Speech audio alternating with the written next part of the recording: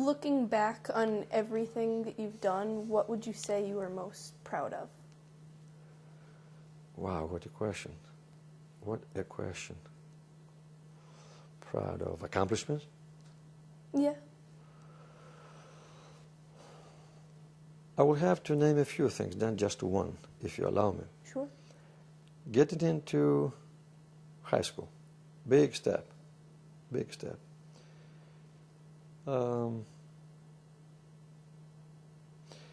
Getting a visa to come to America, that was a miracle. To this day, I don't know how I was able to do it.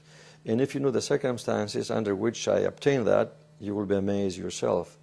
Because nobody believed that I would be able to get it. Because during this time, only 360 or 400 people were able to get a visa per year. I had determination. And I had to use every means possible to do it. So that will be another accomplishment, and I will feel very proud of that. Getting a PhD, under the circumstances I did, I'm proud of that. Writing this book, Arcadia, My Arcadia, yes, because when I studied the classics, after I was introduced into them in high school, I thought, how can a person write like this? How can they create a life like this? And I thought, gee, I wish someday I might be able to do something like this. So when I wrote Arcadia, My Arcadia, I thought those writers were staring at me and asking me, how dare you do something like this? You think you are good enough? So being able to put it together and I come up with a story that readers and book reviewers find very elegant and very, very appealing is a gratifying thing for me. And finally, as the epitome of my accomplishments, I would say my family. My wife, Poppy, and my 3 daughters. I must tell you that we never had any problems with the 3 daughters. How they grew up, sometimes I wonder, because I would be very, very busy. I would come home late, like 9, 10, 11, 12 o'clock sometimes, and my wife would be in charge. They would start driving cars, and they would ask, Dad, Mom, can you drive your car? We're going to go out. And they would call us. They were supposed to come home, let's say, 11 o'clock. 5 minutes to 11, they would say, we might be a few minutes late. Is that okay with you? We never had a problem. We never had to pace the floor, say, where are they? It's 12 o'clock. Are they coming home? So we were very, very fortunate because they were like a gift to us, and they were easy to raise. And my wife did an exemplary job, and I thank her for that. So that, I would say, is an accomplishment.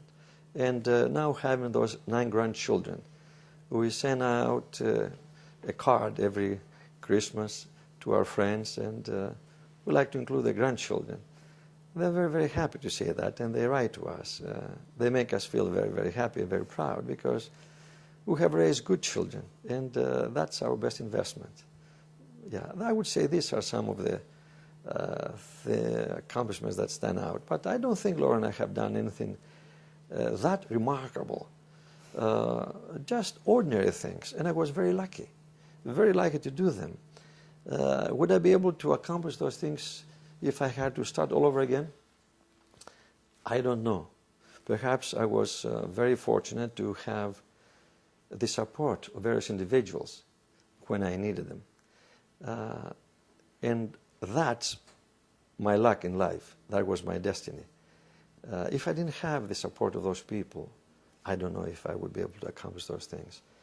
And so I would advise people today to reach out, find good mentors, be connected, get encouragement and nourishment from others, and move on, because you cannot accomplish things alone. You cannot be an island all unto yourself. There were times when I felt like a cloud, drifting with no aim, drifting with no direction. But thank God there were many good Samaritans on my path who offered a helping hand. And I'm very happy to to have had their support. I'm very thankful too. Do you have any regrets? Regrets. Perhaps one regret, I would say.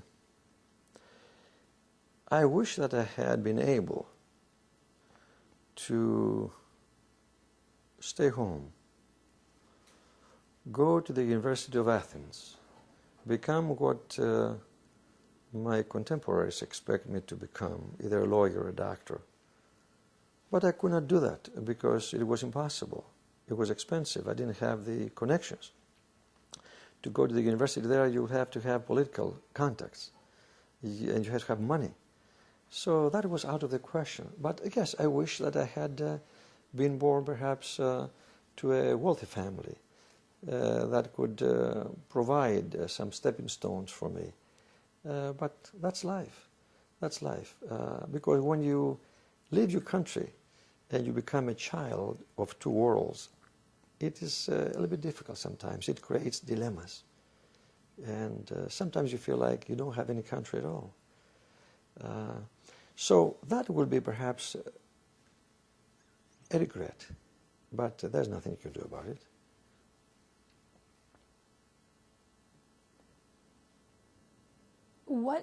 Do you have a story? Like, I think we all have stories that we like to tell, like our favorite story. Do you have a favorite story that you like to tell people? One that sticks out? A story? Yeah, like a story from your life that you enjoy passing on to people in conversation. Perhaps the parables of the talents, because that has a tremendous impact on me. Like if God gives you a certain talent and you don't use it, you don't cultivate it, you cannot succeed, nor can you complain that you cannot make much of your life. I would also emphasize the philosophy that says that you can have any dream as long as, and you can realize it as long as you believe in yourself. You can create your own destiny. I remember my mother used to complain that we Arcadian people, they are poor people, had bad fate, that we had very poor destiny, and we were poor people, miserable people, condemned to misery, to wretchedness. I would say no today. I would say every person has their own destiny. Every person can create opportunities. Life is a big opportunity for everybody. So I don't know if I have any specific story other than the parable of the talents. Right now, that's what comes to mind, because many people have the talent. Many people have the capacity, but they need the inspiration, they need the support of others to do something with it, to create something with that. It's a potentiality. I look at people as being a bud, and that bud, in order to blossom, it has to have nourishment, it has to have good soil, it has to have water, it has to have sun.